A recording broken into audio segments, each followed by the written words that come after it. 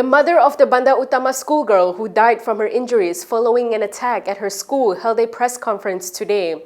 Police also responded to several questions regarding their investigation on the case. Stay tuned for all this and more on KiniNews. The mother of the Bandar Utama schoolgirl who died from her injuries following an alleged attack by a 14-year-old assailant said that her daughter sustained 200 stab wounds in the incident.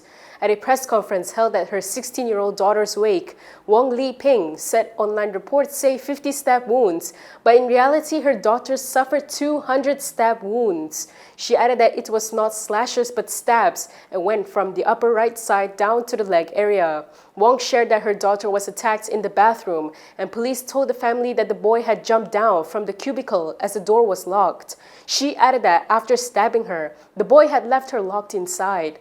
Wong also lamented that many falsehoods had been circulating on social media since the incidents at her daughter's school. She said her daughter is already a victim and hopes that netizens will stop circulating false stories about her. She added that her daughter did not know the suspect at all. The suspect in the stabbing case of a 16-year-old student at a school in Bandar Utama, Selangor, was undergoing counselling. However, it was not for behavior issues. In a press conference today, Selangor Police Chief Shazeli Kahar said the school was aware of certain learning-related issues involving the students' capability.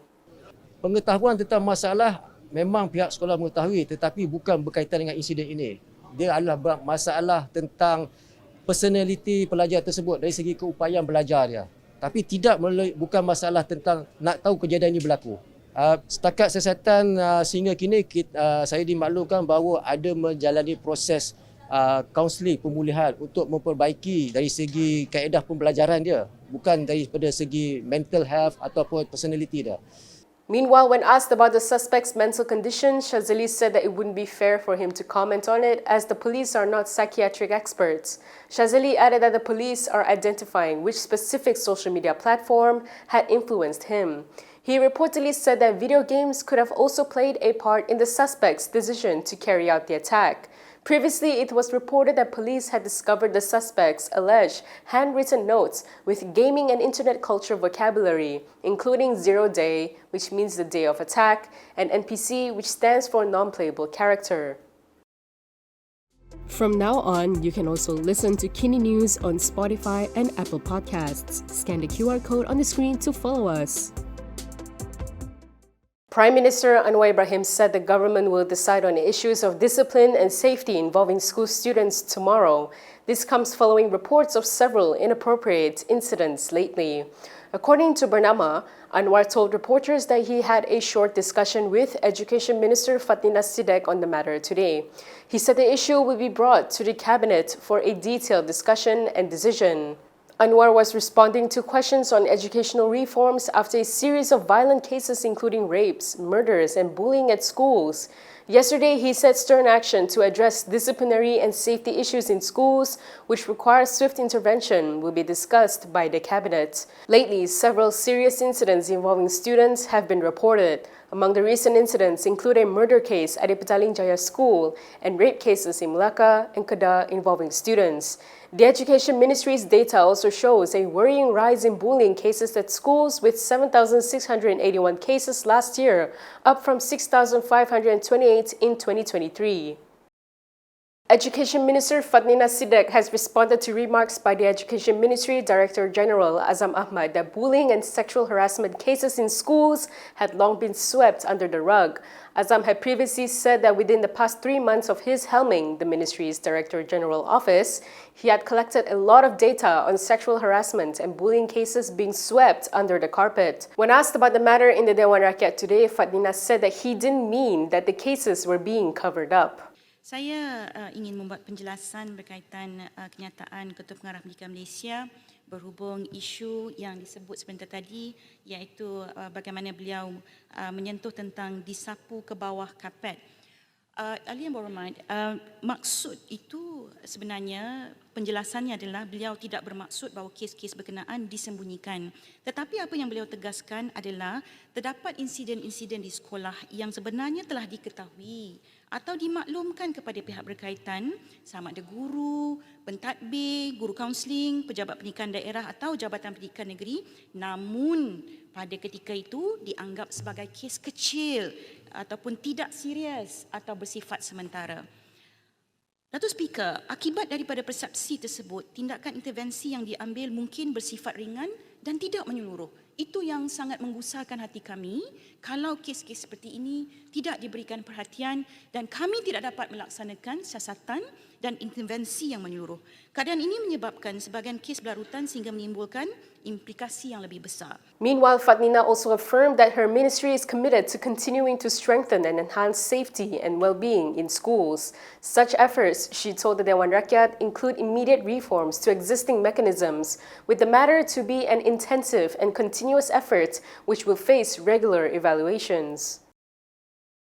Urimai's Secretary Satis Muniandi said he had been informed that police are not investigating the alleged forgery of documents involving Malaysia's heritage football players.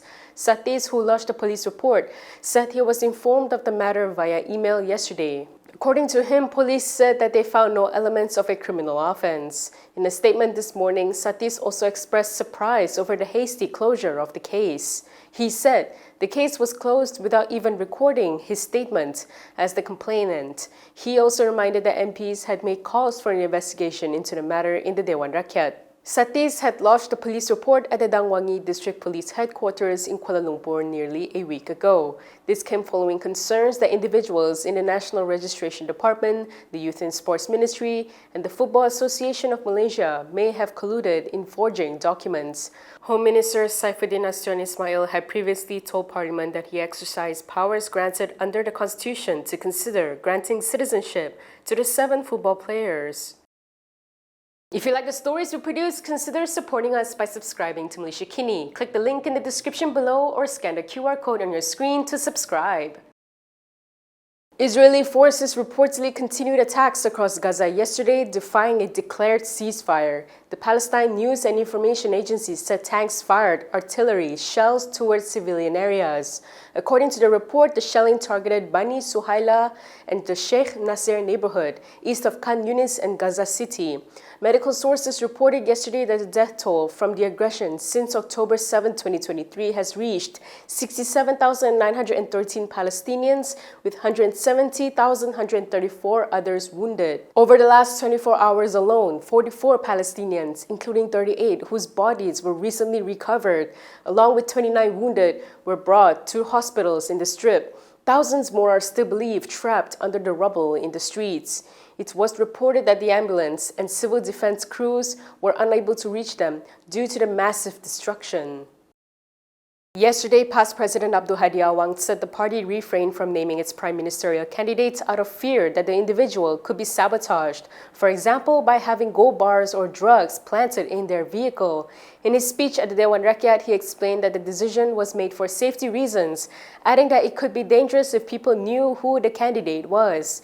We posted a poll to find out what you thought about Hadi's statement, and here are the results. A majority of respondents, at 60%, believe the statement is just a political tactic. 34% think it's a smart move to protect the potential candidate. Meanwhile, 4% said that the strategy made sense but lacked transparency. What do you think of Hadi's statement? Share your thoughts in the comment section below. And that is all from me today. For more stories, you can go to Kinitv.com. You can also follow us on Instagram, X, YouTube, and Facebook for the latest news updates. I'm Camelia. Thanks for watching.